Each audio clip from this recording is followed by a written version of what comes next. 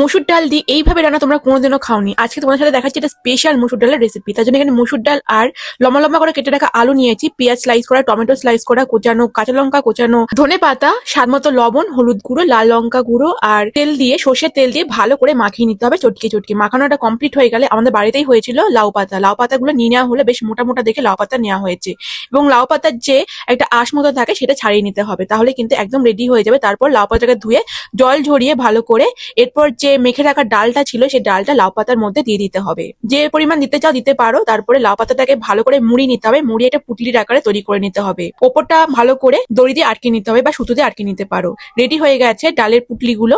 আর এরপর জল গরম করে ভাপে বসাতে হবে, প্রায় 20 থেকে 25 মিনিট ভাপে রাখতে হবে, তাহলে রেডি হয়ে যাবে এই ভাপানো ডাল বা ভাপানো লাউ পাতা দিয়ে ডাল। ভীষণ সুন্দর হয়। আর এইরকম একটা পাতুরি থাকলে পুরো ভাত এই দিয়ে খাওয়া হয়ে যাবে। তো আশা করছি তোমাদের ভিডিওটা ভালো লেগেছে। ভালো লাগলে অবশ্যই শেয়ার করো, লাইক করো, ফলো এবং সাবস্ক্রাইব করো।